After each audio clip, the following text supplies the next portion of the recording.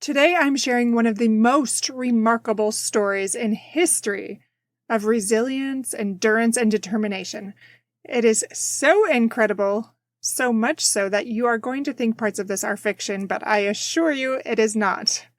This true story teaches us how we can develop greater grit and strength, in not only our personal lives, but our family lives as well. I can't wait to share this courageous story with you so you'll find ways to discover more courage in your personal voyages and create greater fulfillment in your life.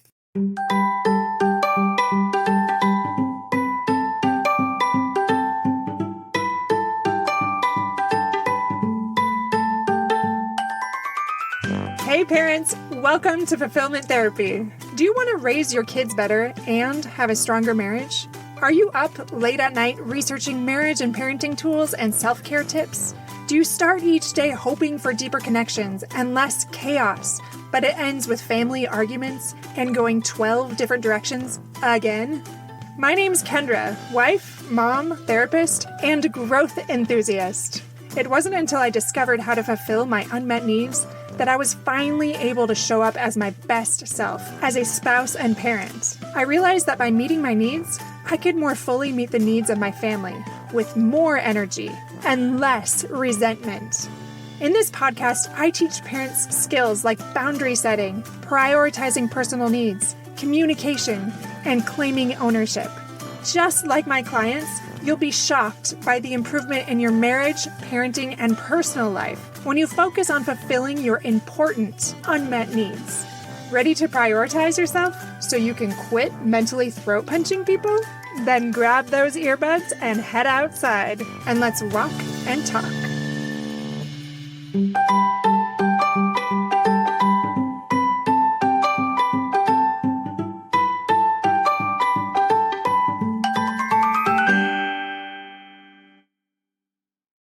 Welcome back, my friends. I am so eager to talk about this episode today. I've taken this massive dive into historical documentaries lately, and I recently watched a documentary about this story again. And a few years ago, I read a book about this event, and I was just blown away yet again by the strength of the people involved in this story. When I watched these things and I read this account, I felt like I did when I learned about Viktor Frankl or Nelson Mandela or Louis Zamperini, Corrie ten Boom, and many more like that. I love learning from these resilient giants because I figure if I can learn enough, then maybe I can start to become a little more like them. I really believe that's true, and I know that as you learn these things today, you'll remember these stories when things become hard for you. And you'll learn to adopt these attributes that they did. Have I built up the intrigue enough? Because I'm really excited and I already know what the story is about. Really quickly, before we jump in, just a reminder to go to fulfillment.therapist.org to sign up for our Costa Rican Personal Growth and Adventure Retreat, as well as our one-on-one coaching.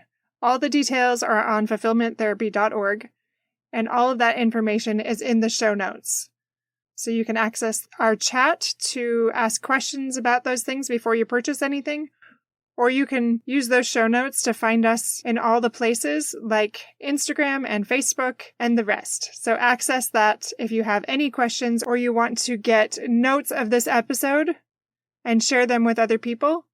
Because I promise you, the things that I share, you will want to relate to others.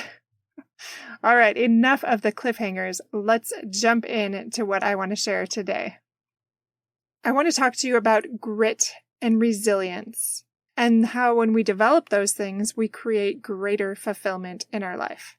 So sometimes when we're faced with adversity, there are people out there that go beyond survival and they become these beacons of resilience and strength and that enduring spirit. I love the way that sounds, that enduring spirit. Well, today we're going to explore the incredible story of Ernest Shackleton. You might remember the name, but not all of you might remember the story. Well, this happened in the early 1900s, from 1914 to 1917. This is when Ernest Shackleton set out to make the first land crossing of Antarctica. And I'm going to tell you some details to understand why that is crazy hard. But I just want to say that this voyage did not go as planned. And even though it did not, it becomes the greatest survival story. As I tell you any stories, remember to apply it to yourself. And as we do so, we're going to learn how to dig deep in our own Arctic crossings and develop that iron strength that all of us want. Okay, like I said, Sir Ernest Shackleton had a crew of 27 people and apparently a stowaway, which I did not know about, for this trans-Antarctic expedition. About 5 months into their voyage, their ship, aptly named the Endurance, became trapped in ice, which ended up causing them to be stranded. I like what one of the crew members said. His name was Thomas Ordy-Lees. Anyway, he said, they were frozen like an almond in the middle of a chocolate bar. There was no moving. And they knew that this was bad news. What I liked about this story is Shackleton, they said he did not rage at all or show outwardly the slightest sign of disappointment. He told us simply and calmly that we must winter in the pack, which is the ice, and explained its dangers and possibilities. He never lost his optimism and prepared for winter. My friends, unless you've read the book or watched these documentaries, I don't think you understand how intense an Antarctic winter is, let alone an Antarctic summer. This is not simple. These are terrible conditions. Not to mention, in the early 1900s, they did not have optimal winter gear. They had things like cotton and wool, which wasn't anywhere near as warm as they needed it to be for prolonged time in an unsheltered Arctic region. So their crew faced these extreme conditions from freezing temperatures and hunger constantly. So the crew faced these extreme conditions, and they were with these freezing temperatures and that constant threat of starvation because there was very little food. They'd been within a day of sailing from their landing place. But there's nothing that they could do except for wait out the winter. Because earlier they'd tried to hike back to land off of the ice, and they only got 7.5 miles in 7 days. So they knew there was no hope for this. Can you imagine that? It wasn't just smooth ice that they were walking about, but this was really treacherous and often really broken up with huge boulders, and they had sleds and dogs, and they also tied these ropes around their waist and were carrying their boats with them, their little lifeboats, so that once they got to open sea, they would be able to get off the ice. These were terrible conditions. Their lifeboats weren't just plastic or rubber. Their lifeboats were huge and wooden and cumbersome. Can you imagine? I actually looked this up because I was like, well, how cold was it? Apparently, the climate of Antarctica is the coldest on Earth. I did not know that. It's also the driest and the windiest. So the average temperature is somewhere between negative 71 degrees Fahrenheit, and then it can get up to about 14 degrees Fahrenheit. But can you imagine? On the documentary, it said even 100 degrees below zero.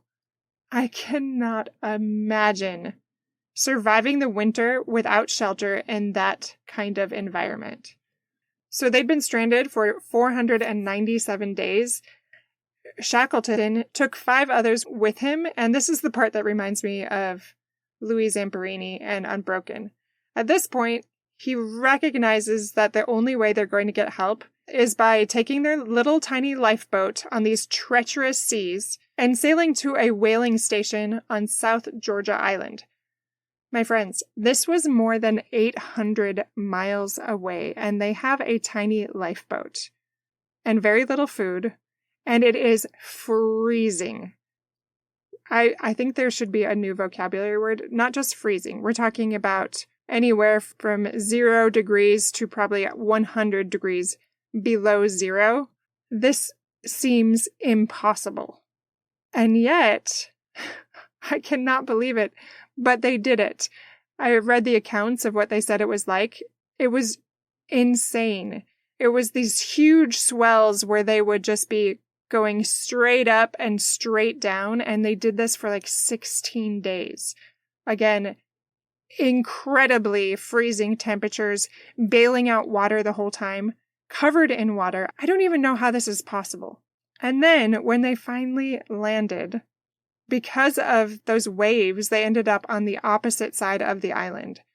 So at that point, these poor people, again, like the movie Unbroken and the book, Louis Zamperini, once they got there, wet, without food, all of these things, very little supplies, they had to climb over mountains and slide down glaciers that everyone considered impassable in order to get to that whaling station.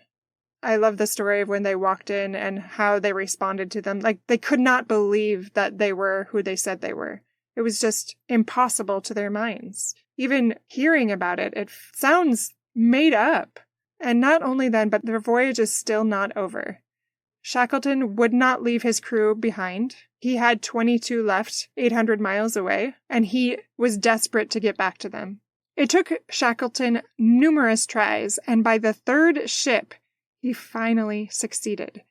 But it took him 128 days since his team of 5 left his crew. I cannot imagine how excruciating that must have been for him, how many sleepless nights he must have experienced because of the kind of leader that he was. There's incredible accounts. I'll put some in the show notes. But that must have been excruciating. Now, when they arrived and finally reached the crew, it had been 20 months since they had set out for Antarctica. But every one of the Endurance crew was alive and safe. So almost 500 days of this, these insurmountable challenges. Both Shackleton and his crew, they exemplified incredible resilience that led to the miraculous rescue of every single crew member. This really is, especially when you know all the details, one of the greatest survival stories in history. I just think it is so beautiful, and I haven't even told you half of the things about this story. I think it's interesting that Sir Ernest Shackleton's family motto is this: through endurance, we conquer, which is why he named the ship Endurance. It's just such a perfect name for what they experienced. Afterwards, Shackleton said, "We had seen God in his splendors, heard the text that nature renders. We had reached the naked soul of man."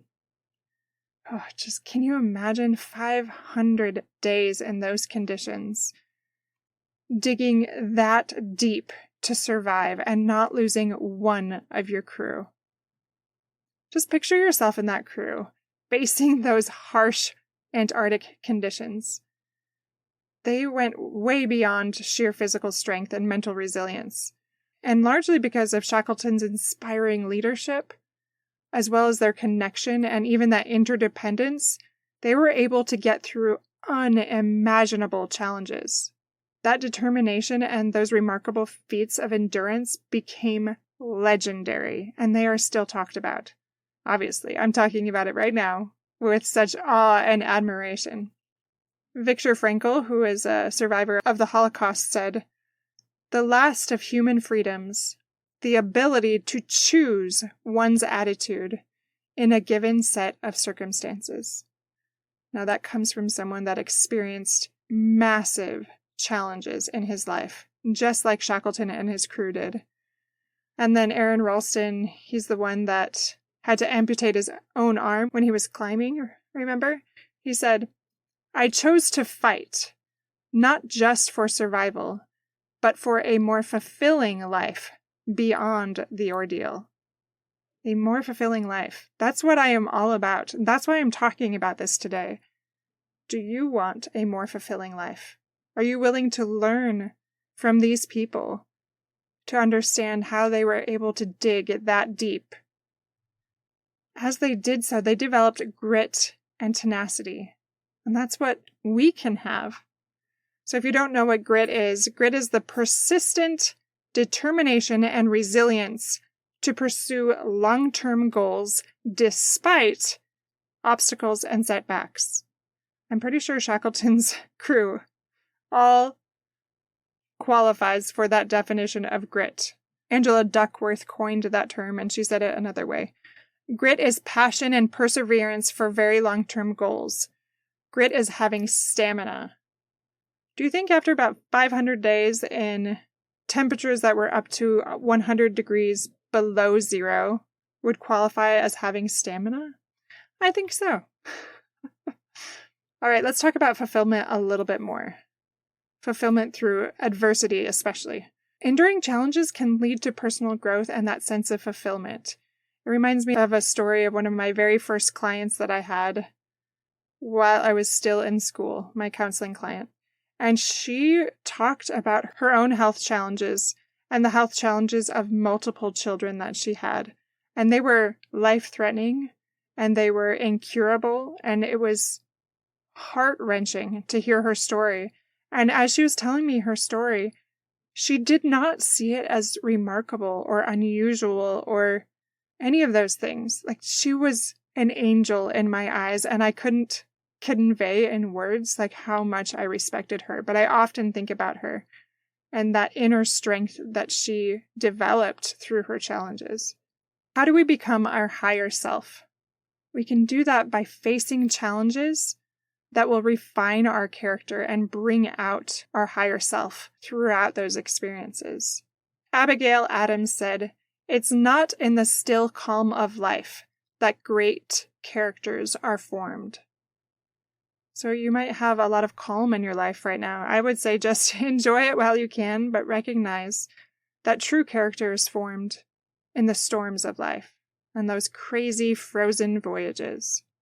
Napoleon Hill said, "Strength and growth come only through continuous effort and struggle." Are you showing that continuous effort in your struggles? Are you developing your strength and your grit? Are you trusting in the process that's going to mold you into the person that you were meant to be? So let's apply Shackleton's journey to modern challenges. How can we apply this to ourselves and our family? When we embrace challenges, we develop grit, and we can create that personal fulfillment. As we navigate these challenges, we can let Shackleton's story inspire us to dig deeper and to endure and emerge not just surviving, but thriving and fulfilling our true potential. My friends, I hope you remember Shackleton's journey and the resilience and the grit and the fulfillment that was created through that experience. Now, it's very unlikely that we're going to have voyages in conditions like they did. And yet we all have our own frozen voyages to face. I encourage you to reflect on your challenges and how you can develop greater resilience and growth. Remember, within our own expeditions of adversity lies the forge of our greater selves. Remember that quote that I've mentioned before that I love that says, "Through the fiercest fires, the finest steel is forged."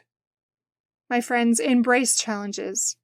Cultivate that resilience. And in this way, you'll have a life of enduring fulfillment. You are made for greater things, and you are being molded. So when that adversity comes, have faith that you have the strength to endure. You'll be given strength greater than your own if you plead for it, if you ask for it. I pray that you will find that inner strength as you face your own frozen frontiers, my friends. May you be inspired by Shackleton's journey as well as others, and become who you were meant to become. Take care, my beautiful friends.